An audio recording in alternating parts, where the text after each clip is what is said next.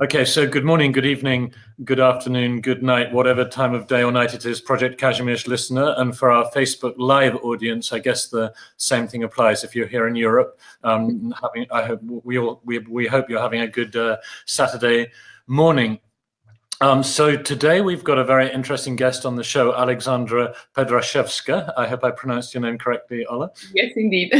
And just while I'm sharing this live a little bit with other audiences, if you could just introduce yourself in the same way you would if you met someone at a social event, a networking event, or indeed a party, and they asked you that fabulous question, okay, who are you and what do you do? Sure. So yeah, good morning, everyone. My name is Alexandra, and I'm recording this podcast from London, where I work for a deep technology startup, VividQ. I'm one of the co-founders of VividQ. We've been working on this project since February 2017, started when I was still back in Cambridge, completing my master's at Cambridge Judge Business School. The company focuses on developing software solutions for next generation display, mostly focusing on holographic display. Other than that, I am still quite active in the Polish entrepreneurial / technology community. I support an organization called Plugin, Polish Innovation Diaspora, and basically try to meet as many ambitious young Polish people as possible, supporting them sometimes with their applications for universities as well. Okay, that's a good introduction. Thank you. And we first met. In fact, we met online via a LinkedIn group. I think that's when I first saw your name. But we first met face to face, I believe, in Warsaw. Can you describe it was, I think, Google Campus Warsaw. Could you just describe that event? Yeah, sure. I was actually in Warsaw for a couple of weeks in September. So one of the aims of say my visit back to Warsaw. I'm originally from Warsaw, but living in the UK for almost 5 years at the moment. So I was trying to explore a little bit what's going on in the Warsaw ecosystem, entrepreneurial and technology ecosystem. And I, as a result, attended quite a few events at Google Campus Warsaw, which I think is an amazing space for such meetings.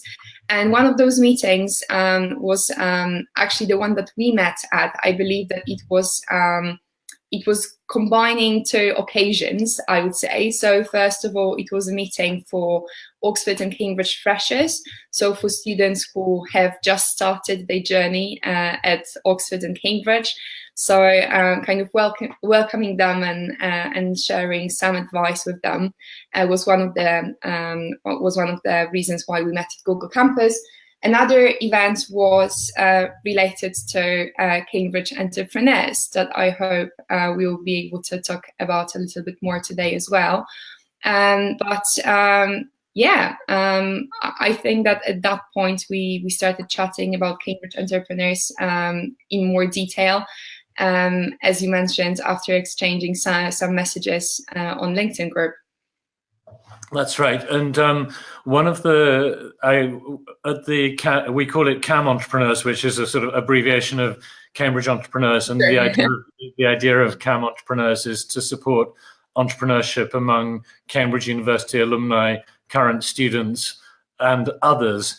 And anyone who thinks about that for a moment will realize that "and others" is a slightly larger group than either Cambridge University alumni or indeed Cambridge current students. And we have a sort of perspective that's also based on my experience here in Poland that people aren't very good. We're not very good at exploiting our alumni networks. The Americans are fabulous. They have lots of activities. Everyone goes back and hangs out and communicates with the alumni from their groups. And in Poland, we used to have Nasza Klasa, which I guess still exists, but no one uses. And dead by now. But there's there just isn't this tradition, with AGH, which is the main mining and metallurgy university here in Krakow, which is it's a great university. It's got an incredibly high ranking. They do have a Biuro Absolwentów, a Klub Absolwentów, but they're so busy they with doing whatever they do, they don't respond to emails or pick up the phone or have time to meet us. And so we organize various entrepreneurship support events. And I think the UK is a bit ahead of this, but there still isn't this sort of very dynamic group. So so we decided to combine forces with the Polish Student Society from Oxford University and the Polish Student Society from Cambridge University, who would I be right in thinking they're somewhat more active than a lot of the other student societies in Cambridge? Because you were at Cambridge, weren't you? What did you study and what did you read, and what was your thing there? Sure. So yeah, I matriculated at the University of Cambridge in 2013. So this is when I started my BA in land economy at land economy department, which is quite mysterious, I would say, especially for people outside of Cambridge. And since this is a very multidisciplinary department, which I believe is not always the case for Oxford and Cambridge departments, who tend to very much focus on their one area of specialization, while land economy was kind of spanning around 3 different areas, so law, economics, and environmental studies. Partly because of this multidisciplinary character of land economy, I had a chance to learn a little bit more about public policy in the UK, and something that is currently referred to as entrepreneurial or innovation policy. So basically governmental initiatives that aim to support different technology hubs and technology initiatives in the UK, including initiatives like Digital Catapult or I believe Manufacturing Catapult is one of them as well. Basically, having learned about those different initiatives, I decided to focus my my BA thesis on kind of public policy initiatives that aim to support software development sector specifically. And kind of on the back of that, I decided to do my master's in technology policy at Cambridge Business School. So this is a little bit more kind of academic side of my Cambridge journey. But during my studies, I was also quite active in the Cambridge University Polish Society, as you mentioned. I was actually a president for a year. So you've learned English understatement. You were quite active, and in fact, you were president. Let's put it this way. Okay, but I mean, you obviously covered quite a lot of ground in that that introduction, and maybe if we unpick that and move back to different parts of it. My perception is that the Polish Student Society at both Oxford and Cambridge were sort of like unusually large and active compared to quite a few other student societies. And I don't know. I actually first came across both, not in Oxford or Cambridge, but in Edinburgh, where we were launching Cam Entrepreneurs, and there was a sort of meta society. There was the society, the Society of Polish Student Societies were having an event. And my hypothesis was that perhaps because when people arrive in a new country in large numbers, as started happening. I'm not quite sure when it all started, but certainly after European Union entrance, but possibly before, people needed a support group, and somehow there were both a lot of Poles and a need for some kind of self-support network. But am I right in thinking that the Polish student societies might be quite a lot bigger than some of the traditional English student societies, or is that just a misconception? I think it's really interesting because I think in terms of different nationalities at Oxford and Cambridge, we are definitely a big group, but we are definitely smaller than, in terms of the number of students, we are definitely smaller than the size of the German representation or some of the Asian countries. I think in terms of Europe, definitely Germany, Spain, France, all of them, they have much bigger groups of students that are actually at those universities. But you're definitely correct by saying that our group is particularly visible, both in terms of the amount of initiatives that Polish societies are involved in, and also I think the strength of the bond among the students is as a result very, very strong as well. I've had a lot of discussions with my Polish societies friends about why is that? Why are we actually why have we achieved this critical mass that still makes those societies, you know, after 3-4 years of presidencies of my friends, those societies are still extremely active. They still are looking for new initiatives. I think that the Congress of Polish Students is actually coming back to Oxford this year as well after a couple of years. So it really shows that it's not only specific for, you know, 3-4 kind of cohorts or generations of students, but it's something that is continuing. And why is that? I think that something that the Polish societies did very well was kind of realizing what people are looking to get out of the national society. So it's definitely the support and kind of know-how that you mentioned. But I think that some of those key conferences that actually let Polish students in the UK get to know the Polish kind of market as well, and the level of involvement of Polish companies with those Polish societies is also, I think, unprecedented, and it can be partly because those students are considered an amazing human capital that they're trying to attract back to Poland. But also, for some reason, Polish companies are just in general very supportive of all the Polish societies initiatives in the UK.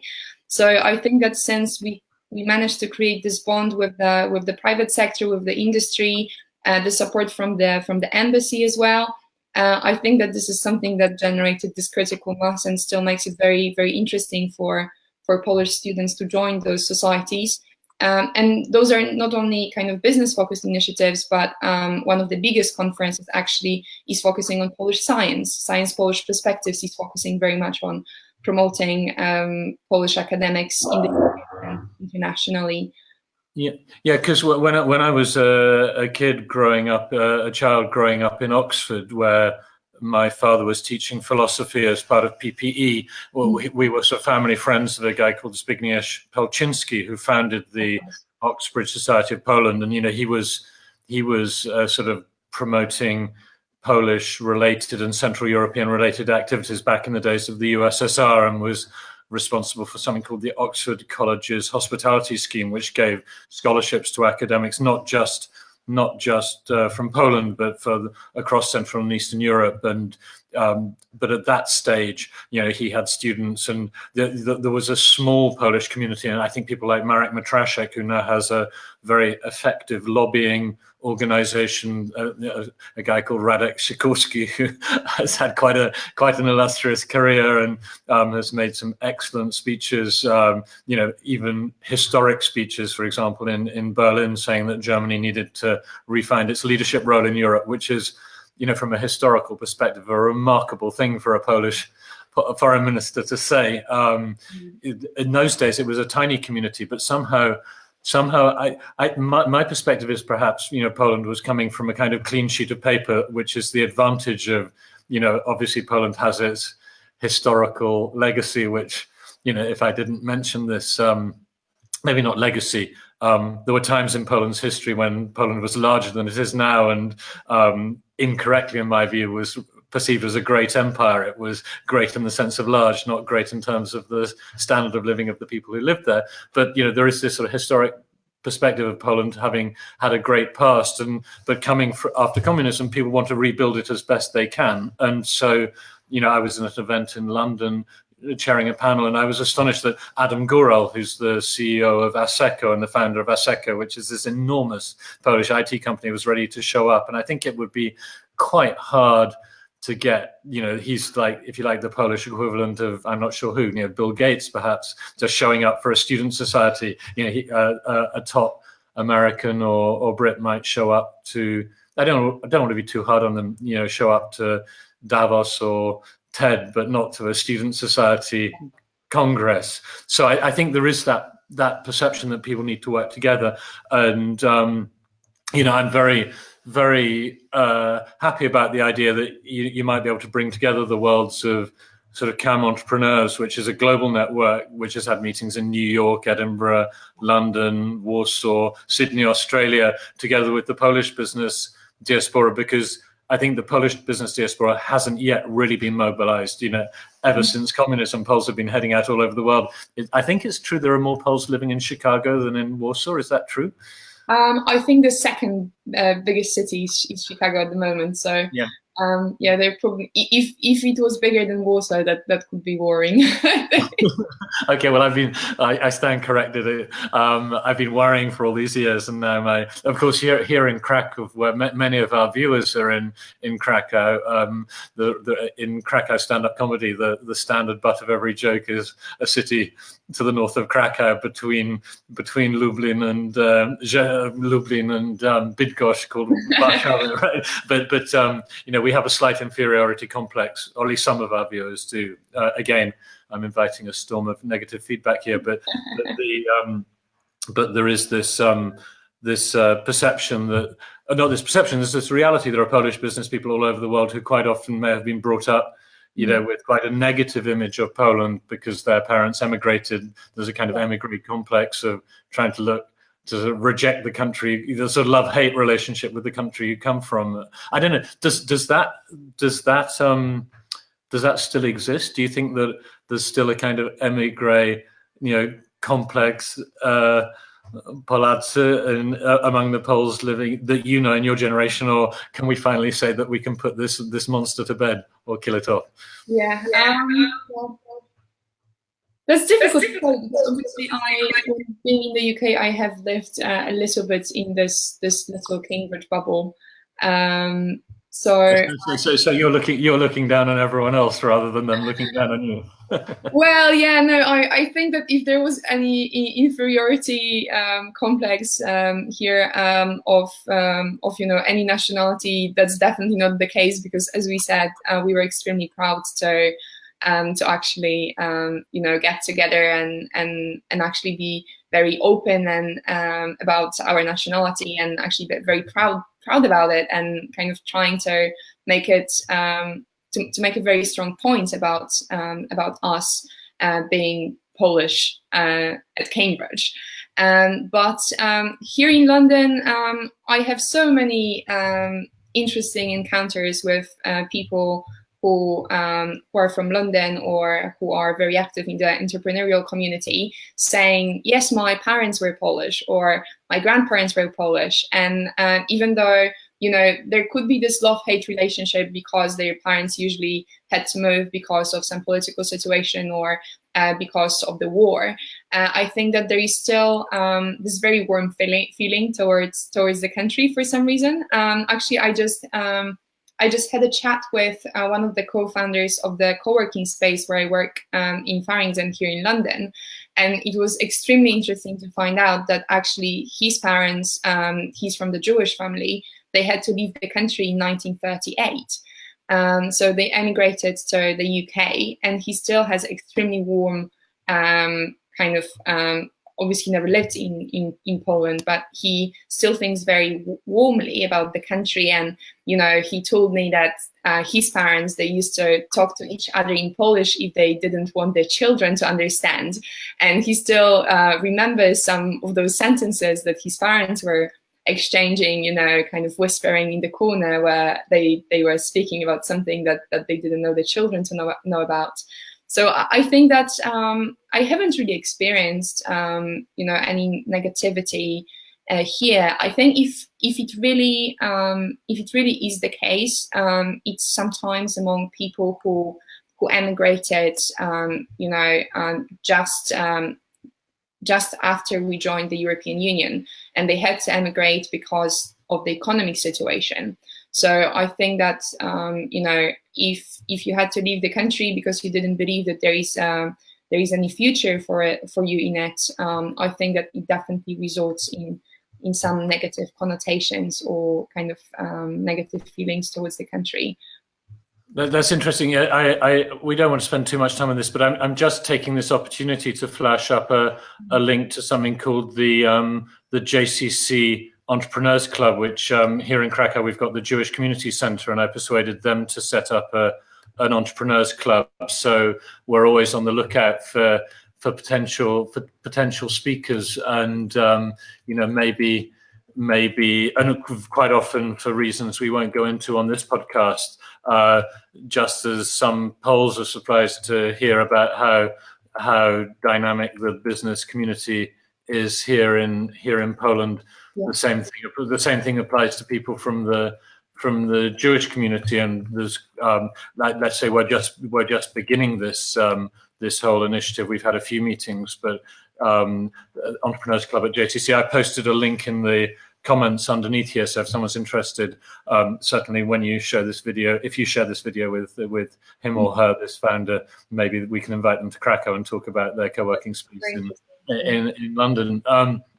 One of the focuses of Project Kazimierz is obviously entrepreneurship and innovation, and we're interested in what we call the entrepreneurial journey, because clearly quite often, family and friends, if someone's doing well at high school in their lyceum and they go to a good university, there's an expectation of a nice, stable job in the sort of companies that sponsor our CAM Entrepreneurs events, like Bain Consulting Group, or McKinsey or Goldman Sachs or Morgan Stanley or whoever. And this is not what you're doing at the moment. So was it something you always wanted to do, and how did your family react when you told them you were going to start a business rather than work for the Ministerstwo Spraw Zagranicznych? Well, in my case, I think fortunately it was actually quite a smooth transition. So it wasn't the case that I finished my master's, I sat down with my laptop in some hipster cafeteria and I figured out that I'm going to be an entrepreneur. This was a little bit more, I would say, it was some kind of progression, what happened. So the history, I think, is quite interesting, since the company, it originated from the academic research at the university. It's not officially a spin-off, but kind of a very major part of our IP has been created as part of the academic research at the Photonics Institute at Cambridge.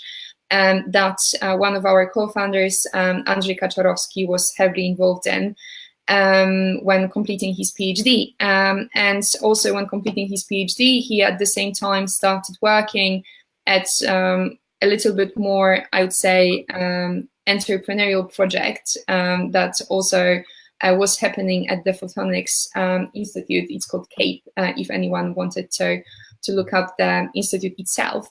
Maybe you could send a link afterwards and we'll post it in the show notes, because that will certainly. I'll post it in the comment. At that point,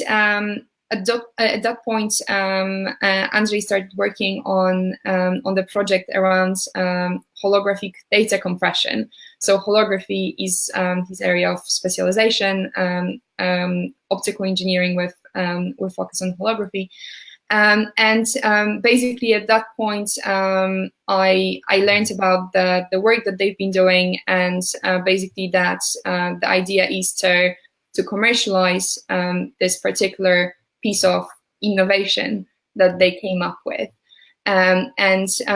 Basically as part of the preparation, and I think this is really interesting, as part of Andrzej's preparation for Science Polish Perspectives presentation, I learned about this idea that they're going to commercialize this piece of software, and this was at that point when I started to work with Andrzej and Darren, who used to head the research group that Andrzej was working at, and kind of from this little support project, because I was in the business school, so I could help a little bit with how to present this idea, so it becomes a little bit more understandable to people outside of the specific area of interest. I'm sure you're very well aware that people who have been working in one area of research, they usually have some assumptions about whether people will be able to understand what they're presenting or not.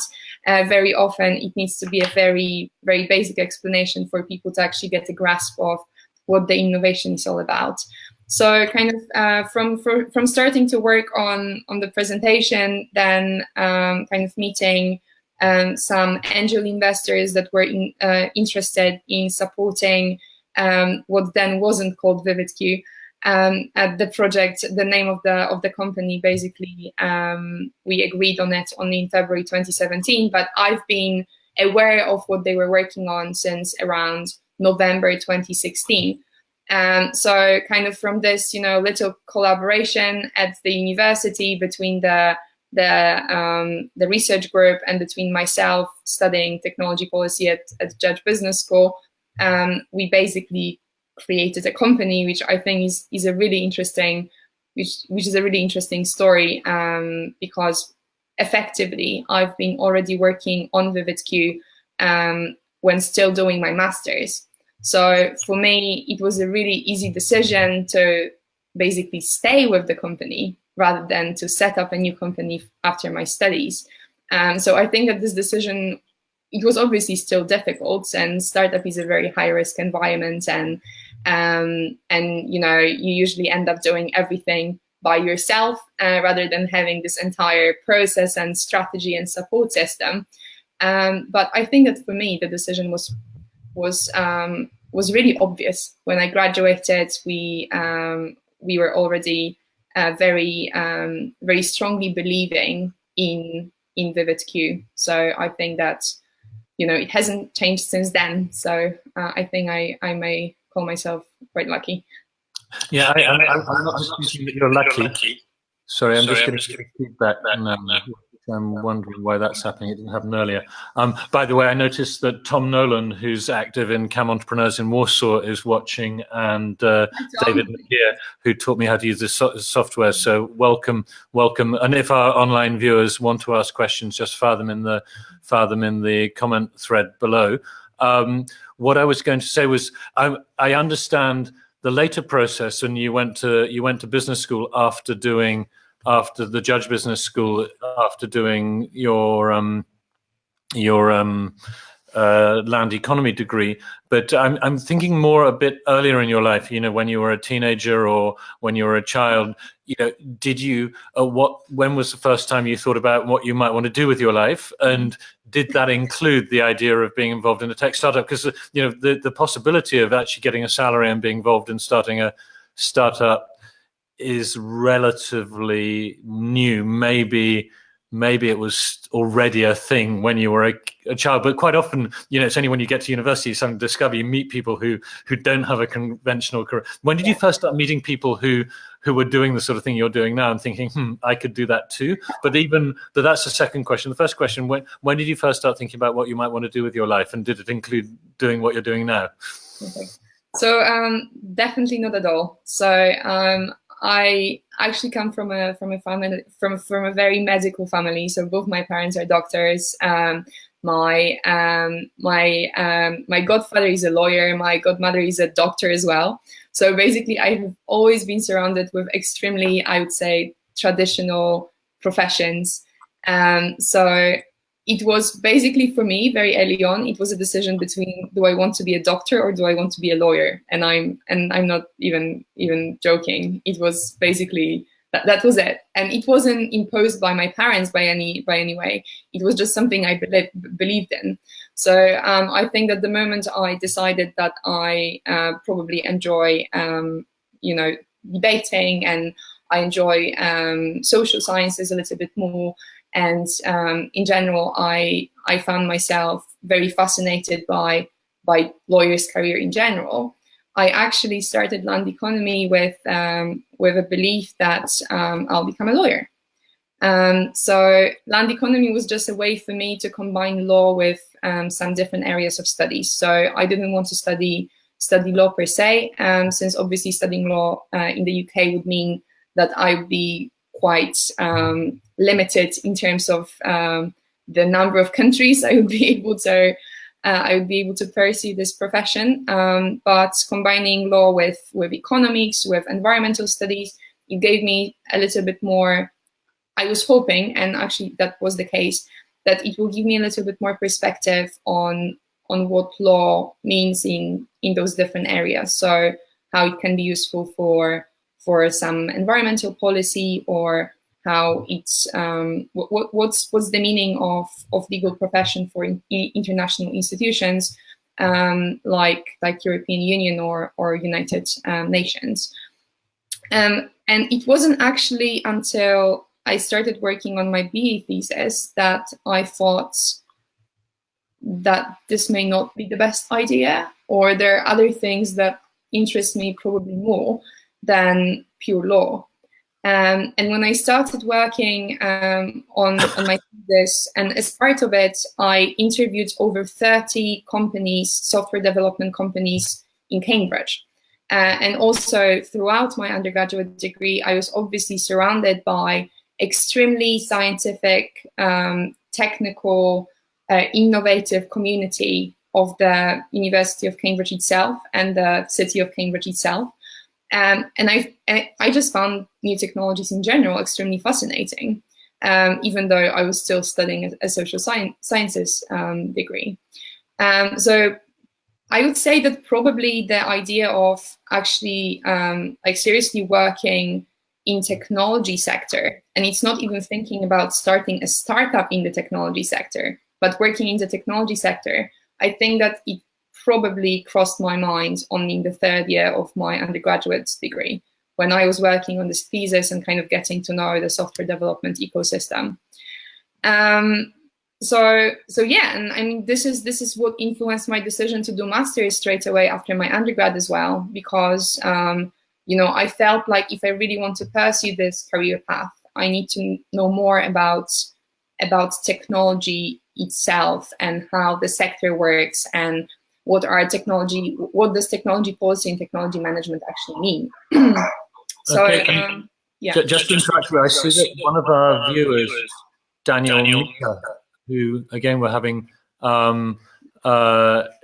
who founded a machine learning and artificial intelligence group at his technicum in Krakow, and has organized a sort of school entrepreneurship club, is watching, and he's just commented, "Amazing company, I love this technology." So you have you're developing a fan base, and if there's anything to do with machine learning or artificial intelligence in your software, then there's a very dynamic group of teenagers in Krakow looking for interesting internships, even remote ones, because they've started coming to our events in Krakow and inviting people into the high school. So that may be a side thing, but that's a connection I'd be happy to make. But you did your undergraduate degree as part of that, your final year project or thesis. You were meeting software companies, and it dawned on you that maybe a startup, and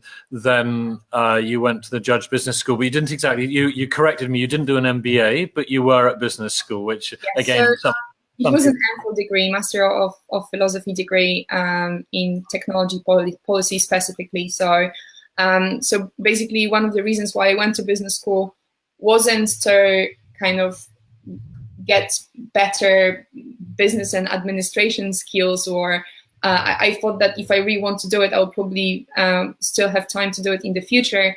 Why I did my MPhil in technology policy with some parts of management of technology was basically to kind of ground my belief, or my early belief, that this is something that I really feel comfortable working with, or this is something that really interests me, just to make sure that it wasn't, a little hype that I created in my head doing this thesis and talking to those companies, but that it's actually something that I could tangibly develop into my career path. And it became the case. I imagine that if I didn't kind of get involved in VividQ early on during my master's, I'm not entirely sure if I would start off by working for a startup or creating a startup. It's very highly likely that I would decide to work for some big name in technology sector in the very beginning. But I think that already at that point I was thinking that, you know, those big technology companies, they're not that much different from any management consulting company or from any big corporation that I could be working for straight away after my undergrad if I wanted to go into finance or if I wanted to go into law. So I think that yeah, it was a little bit by, I was partly lucky, but partly I think that I already knew that those big tech corporations, they're not that much different from anything else out there.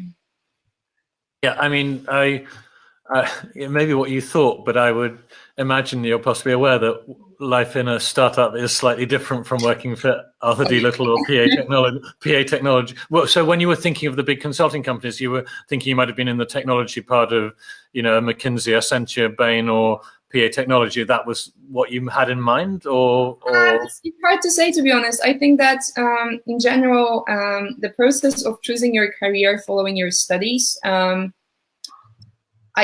still don't think that people make that many informed decisions. Obviously, at university, you have a chance to do those summer internships. You have a chance to go to different corporate events and meet those companies.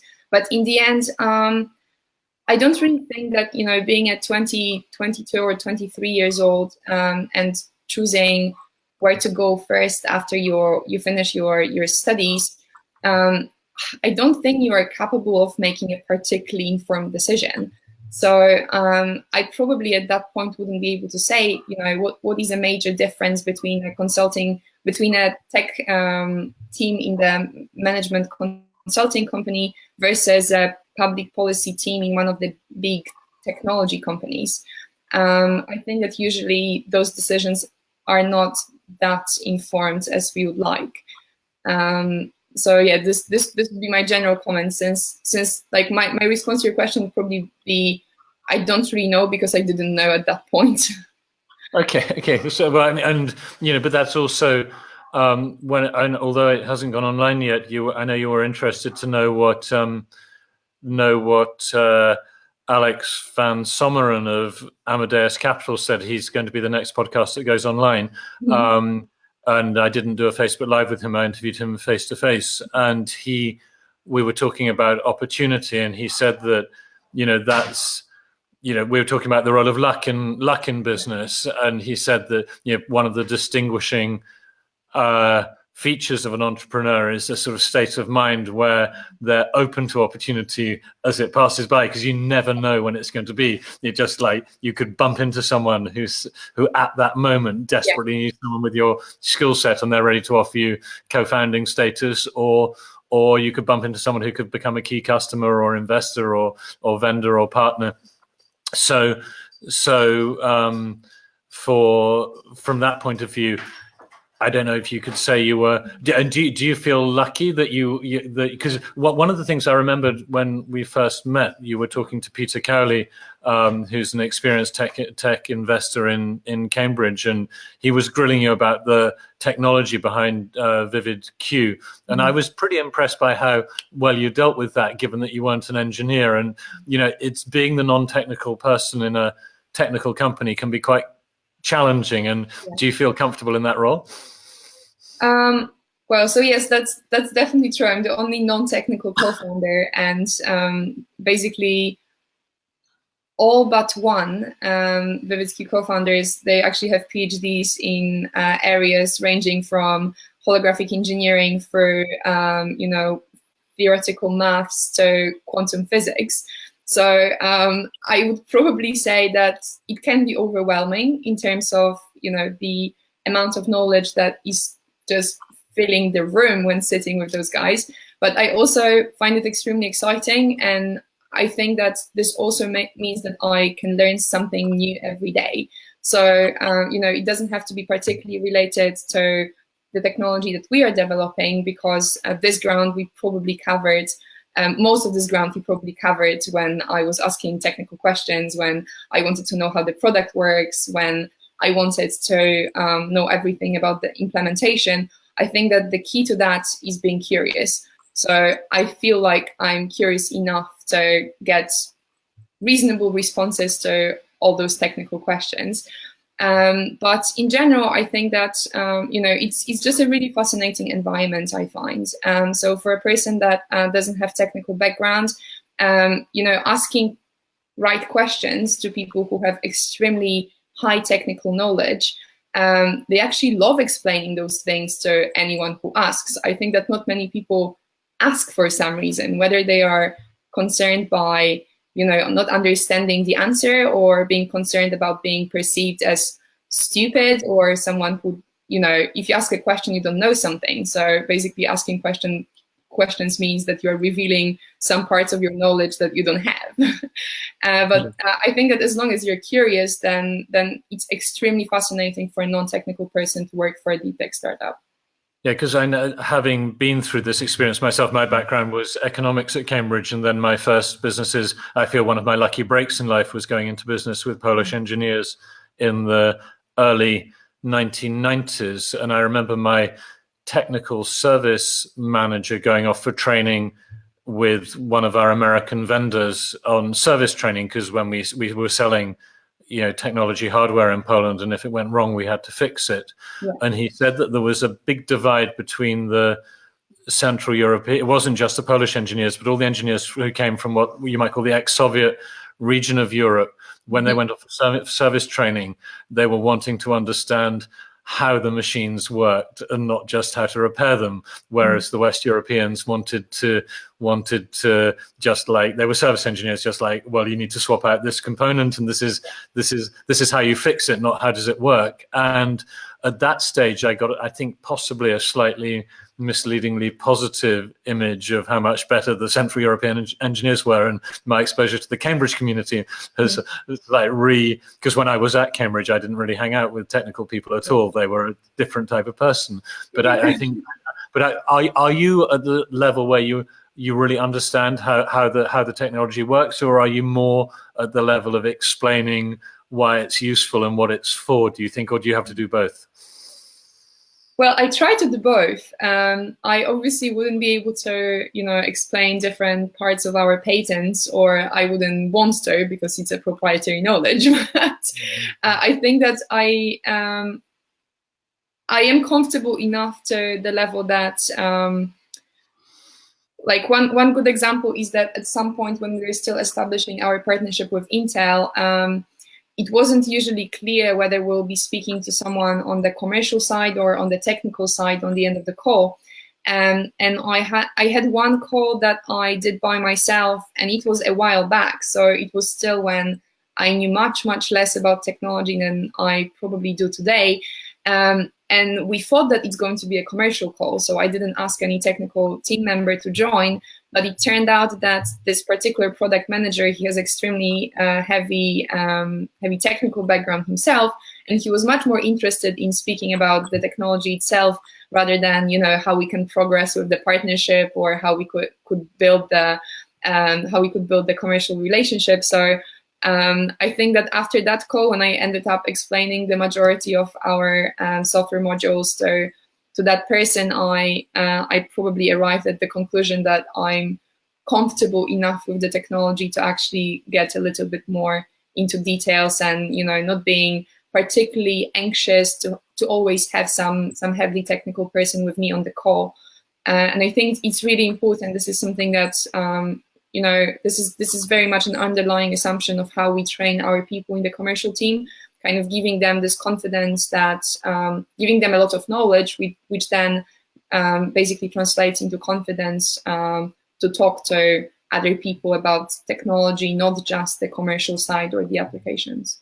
Yeah, and there's two comments on this. One is that sometimes it's good to have non-technical people in the room who are asking very basic questions like, well, what's it for? Why is it useful? As opposed to, because engineers and technical people can get so focused on the wonderful technical elegance of what they're doing. They're no longer thinking about the fact that all technologies are basically only trying to do two things. They're enabling people to do things they couldn't do before, and they're enabling people to do things faster and cheaper and at higher quality than they could do them before. So, that's the underlying rationale of all technical progress. And, if it's not better or cheaper, then and faster, what's the point? And on the one hand. On the other hand, it's really important to have a situation where people are both they're properly trained and aware of what they're offering. On the other hand, they're not afraid to say, I don't know.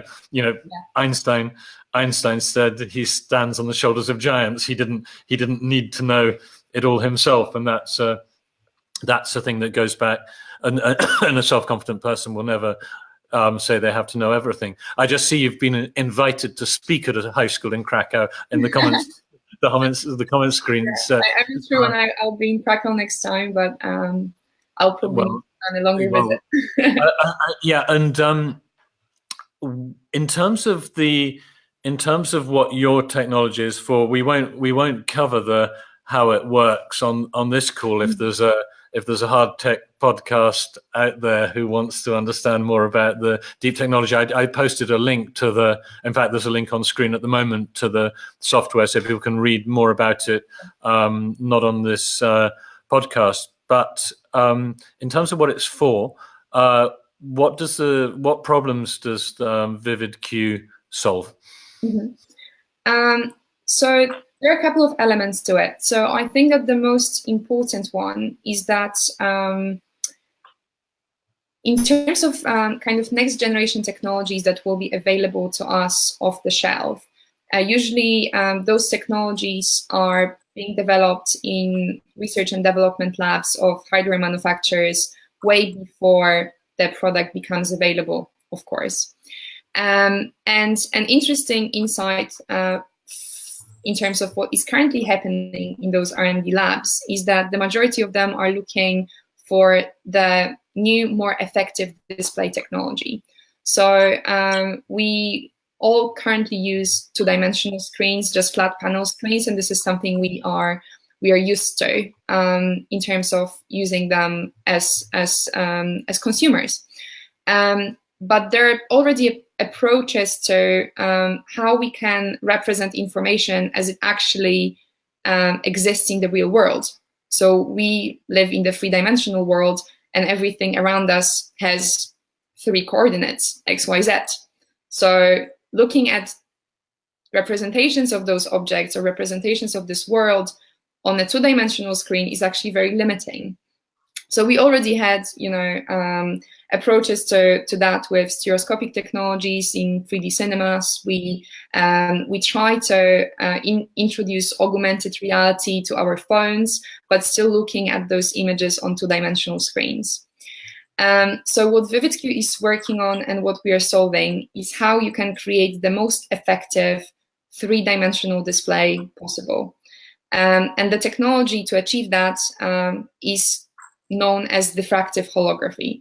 Holography, unfortunately, has been used and abused in pop culture and by many big hardware manufacturers to the extent now that holography seems like something we are really familiar with, but I can guarantee that you've never actually seen a holographic display.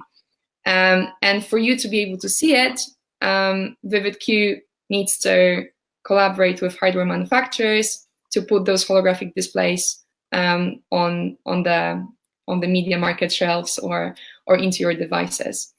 So VividQ is solving a very specific problem that is related to how we calculate how the image needs to be presented on the screen. So you can think of us as an operating system for the next generation display technology. Okay, so your clients are obviously what do you call B2B? So they're the R&D departments of large companies, and you already mentioned Intel, so that's obviously not confidential. Are there other partners you're working with, or maybe it is confidential and you made a mistake? No, I don't tend to make those mistakes. So no, Intel is one of the companies we can mention. You definitely it's definitely true that majority of our partnerships are actually under extremely strong non-disclosure agreements. So those I cannot discuss. A few I can.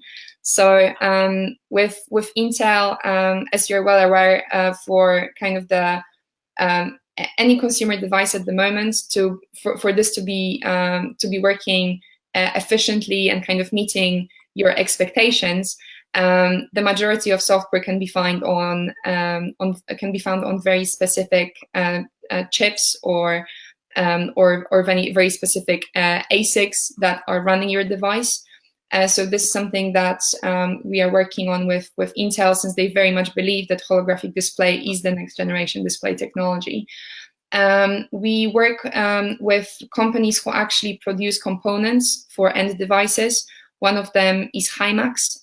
It's a massive display manufacturer from Asia, and they actually supplied majority of display components for the previous edition of Microsoft HoloLens. So this is a very exciting partnership for us as well. Other than that, we also have very interesting conversations with content producers.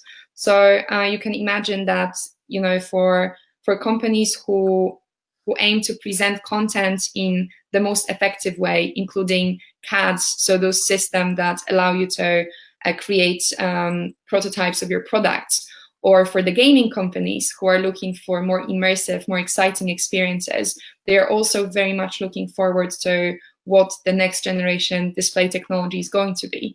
So we already have full compatibility with Unity, which is the biggest gaming engine in the world.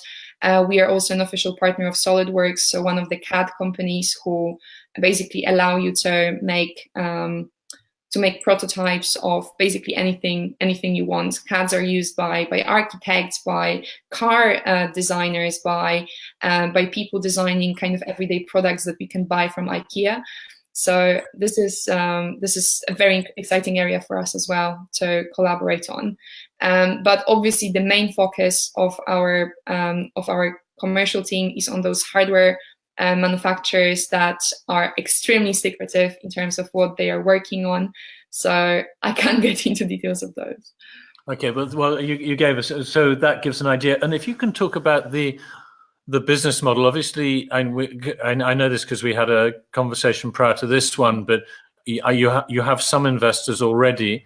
But are you able to get revenue from your partners at the moment? Because it's quite often the experience of talking to big companies, they say, sure, come and show us your new technology, but as it's a kind of sales situation, they're not very keen to pay just to hear what you can offer them. So are you managing to monetize at all in terms of money from your customers, or are you living off investor money? And do you need any, and this may be an opportunity, do you need any more money from investors or clients right now?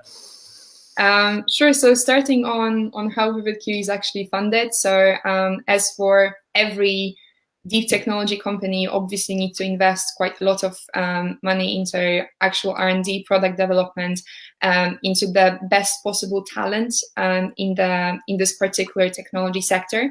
So we have done that with seed funding from the syndicate of angel investors that we secured around February 2017, so exactly when VividQ started. And the amount of seed investment currently is around £2.2 million. So this is, for, I would say, UK standards, it's a rather significant seed round. But this allowed us to get to the point when we are revenue generating at the moment. So we work with those hardware manufacturers still on the proof of concept project basis, but those are paid projects, and they are also purchasing our software to be able to complete those projects effectively. So we are already revenue generating, but obviously the key business model is not going to realize itself until the devices are actually on the market, since our key business model is focusing on software licensing. So when devices become available basically to end consumers, we are going to be part of those devices, charging a little royalty on every device that is sold. So it's a little bit similar to the Dolby model. So I'm not sure if everyone is aware, but everyone, when buying a smartphone or your laptop, you're actually paying a little royalty to Dolby to be able to have this amazing sound system that you're using in all of your devices. So hopefully all holographic devices in the future will have a bit of VividQ in it. Little plug for my old college, that Dolby was a research fellow at Pembroke College, Cambridge, and there was a room in Pembroke College, Cambridge called the Dolby Room. Yeah. And I wanted to book it for a party, and I tried to make a joke about there wouldn't be any problem with noise because Dolby's main technology was noise reduction back then. And I thought my joke was great, and the college secretary who was allocating rooms just stared at me with this dead fish stare, and my Dolby noise reduction joke didn't work. But Dolby recently left a large amount of money to Cambridge University. I think it was one of the biggest donations they ever got. So so maybe in a few years' time, when you die, maybe you'll leave lots of money to Newnham. So you've frozen. I wonder if we've lost connection. This happened once before. And let's have a look. Apologies, listener, Project Kazimierz listener. We have a break in our broadband.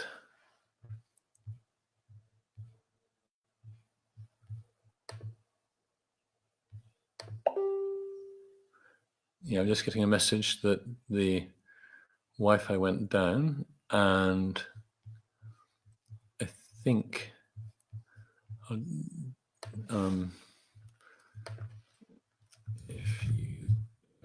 we'll have to cut this out if you can't get the link.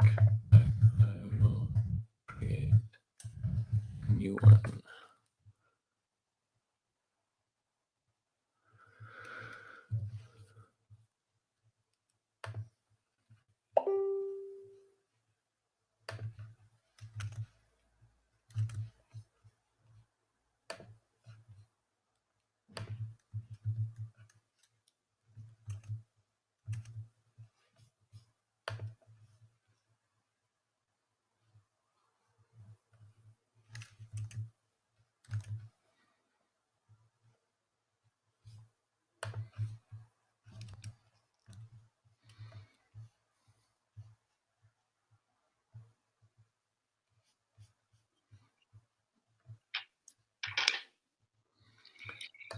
Oh, hi there. Sorry, everyone. My Wi-Fi just decided to reconnect to my neighbor's Wi-Fi. That's okay. Well, it was doing fine until now. We will edit that out of the live Facebook Live viewers will have to put up with that. But the audio will be corrected, so they won't even hear your apology, possibly, depending on how good a job Adam does with the sound editing. Yeah, I'm not sure what stage you were at when it went down. I think what was the last thing you heard me say? Oh yeah, so you asked about investment, so I'll just answer the question again for you and everyone listening.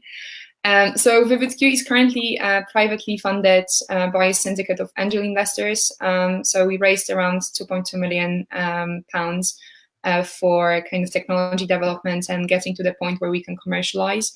But we are currently raising another round, since, as I mentioned, those POC projects that we are completing with our customers while they're paid, it's probably still not enough capital inflow for us to get to the point where we can really focus on commercializing VividQ technology, still being technology evangelists for holographic display in general, and obviously for still making sure that our technology is state of the art and that all our software solutions for holography are at the forefront of what's happening in the market.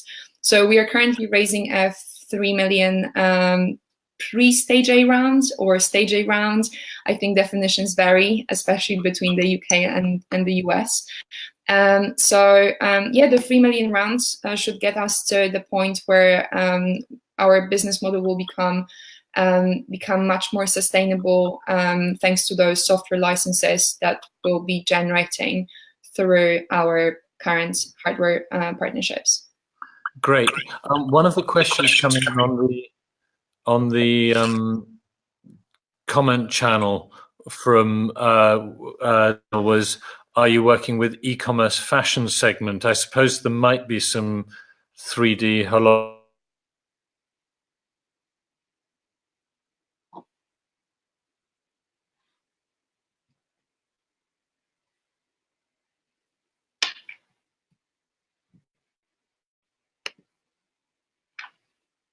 I think we might lost Richard now, but to respond to the comment on e-commerce, we don't work directly with people who actually create end applications.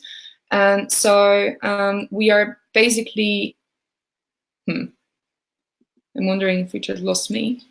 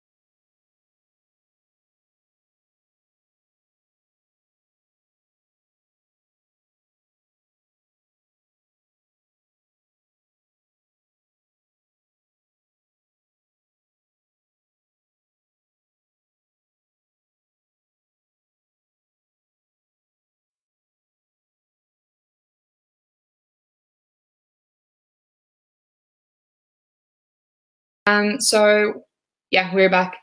I'm just responding to the e-commerce question. So let me start again. Maybe start again with that. Yeah. And apologies, Facebook Live audience. This is a free, more or less free. About technical problems. Yeah. Sure. So referring to the e-commerce question, we don't really work directly with kind of providers of end applications yet. And since it's still the technology that requires some actual hardware development for end users or creators of end applications to be able to use it. But this is definitely the case that that e-commerce is also investing in and looking into exciting new ways of presenting their products or advertising their products. And I think that fully holographic displays in kind of shop windows or used at high-end promotional events is going to be a huge market. But for that to happen, we basically would need to have the complete device that then could be used at those events or basically in those spaces. So this is still kind of a 12, 14 month development on the side of the actual device makers to be able to get to that stage. So so definitely an interesting area, but not applicable straight away. Yes, I mean, it doesn't sound like technology that would be working with end user applications at the moment. You know, just sort of thinking about where you might be going with this in, say, the 3, 5, 7. You didn't have a clear view of your future in the past, and you said that you didn't know when you were job hunting. Do you know where this project might take you in 3, 5, 7 years? Would you expect to sell the company once you, or could you imagine be doing this when you're, you know, in 10, 20, 30 years time, or is it really hard to say? I know that's a tricky question. Yeah, it is a tricky question, and I think it's always. I mean, there are always two ways for a startup to look at its future. So one of them, like our genuine belief is that if we become a major player in the display industry or the major software provider for next consumer electronics devices, there is basically nothing stopping this company from becoming the next ARM or the next Dolby. So making sure that we realize this vision, we are making everything, or we're trying to do everything to realize this vision, and we would love to see it happening. And if it happens, then you would see me doing VividQ in the next 15 years, but probably in a slightly different role than now, kind of trying to get as many customers as possible. But obviously another exit scenario of some major acquisition, it's obviously something that is always up in the air, and it's always the question of how strong our position is currently in the market versus what could be the potential gain of the acquisition. I don't think that this is a question that can be answered by any startup founder until they actually have a clear proposal on the table, or until they actually start believing that this is heading towards the IPO. Yes, I mean, the perspective I've always had is that as a business co-founder, as a business leader, concentrate on making a successful business, and then different opportunities arise as a result of that. And one of them, if you're successful and cash generative, is carrying on, but there always might be some interesting partnership or exit that comes along because the business is successful. But if the business isn't successful, then the options ultimately are rather limited. So that makes perfect sense. Just before we close, because with the breaks we try to keep these conversations around an hour, and I appreciate you've given an hour of your valuable life to us, so that's much appreciated. In terms of the future of VividQ, is there anything that anyone listening should know? Is there anything anyone could do to help you, or is there anything you can do to help anyone listening? So like either a give or take from the audience, because this is your opportunity. Sure. So I think in terms of the give first, we are actually in quite an exciting time at the company when we will start taking our technology out of the lab of VividQ, or out of hardware manufacturers' lab, to actual audiences. So at Augmented World Expo in Munich 2 weeks ago, we made the first demonstration of our holographic headset prototype, and this is quite exciting, since it really does give you a different experience from what you currently can have with Microsoft HoloLens or Magic Leap. So if there are people who are really excited about augmented mixed reality, then definitely send me an email, and I would love to arrange a demonstration. Or if you're curious what is going to happen in the display industry in the next couple of years. On the other hand, we are always looking for people to support us on both kind of commercial and the technical side. So we are planning to make significant number of openings for both of our teams. So if anyone listening is keen to is an extremely keen software developer, happy to consider continuing their career in Cambridge, or if there is anyone excited about software sales and would love to work with me in London, it's always something that is worth talking about, I think. Great. So thank you for that. And obviously in the show notes on the podcast, we'll put your LinkedIn and other ways you're happy for people to get in touch with you. Finally, just before we close, last time we met in London, we talked about the idea of a pilot CAM entrepreneurs event to reactivate that community. And if you could just update me, and also like maybe describe what you could see that bringing to London, if we manage to bring together entrepreneurs who are among the Cambridge University alumni together with your current network and your Polish network, what that could mean and what the benefits could be, that would be great. Sure. So as I mentioned, I see while I saw this extremely active community when I was a student, and I saw so many different opportunities for students to get involved in, both in terms of not only Polish society, but kind of entrepreneurial society and like all those other things that were happening in Cambridge. Since I moved to London, I really felt like there is a little gap in what's currently on offer for young professionals or for people who really want to still kind of keep engaged with this active ecosystem, both the Cambridge ecosystem, but the ecosystem of technology companies, the early stage technology companies, and since there are obviously some events that are always hosted by the tech giants for promotion or other purposes.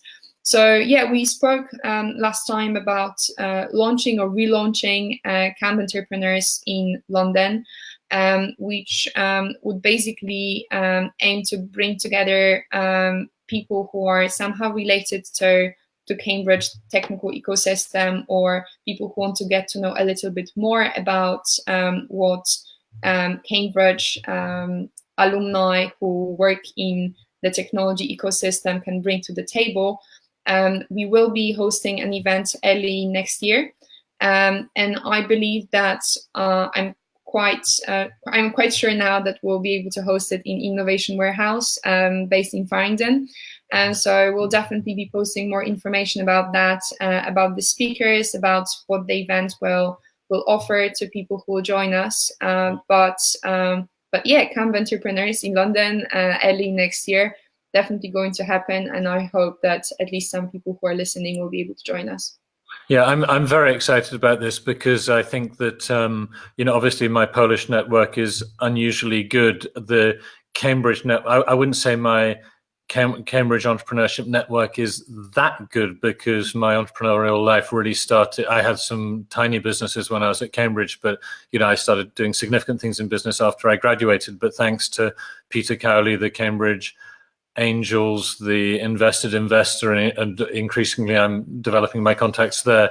I feel that the Cambridge network is very powerful. The Polish diaspora, Polish business network, not just in the UK but globally, together with the powerhouse that Poland now is, I think it can bring together worlds who could certainly, whether it's starting businesses, buying things from each other, working for each other, investing in each other. I just feel there's multiple things which people like you and me can bring together. And I've also got the TEDx event experience where there are ways of running events where you appreciate that the value of the event isn't just the people on stage, although TED and TEDx make a huge effort to have great talks. It's also sort of UX for events, making sure that there's no wasted time, that the events are useful and enjoyable and fun. So it's something I'm looking forward to doing that. And the sooner you have a date in January in mind, the better for me, because then I'll put it in my diary and I'll make sure I come. And if anyone watching this or listening online is interested, provided you can contribute to the event, you don't have to be a Cambridge University student or alumni to attend. Just get in touch, and I will make sure that when the event goes live, or Ola will do the same. Yeah. Good. So thank you so much for your Saturday morning. Any final message to Project Kazimierz listeners, Cam Entrepreneurs listeners, or any family and friends who are watching or listening to this podcast?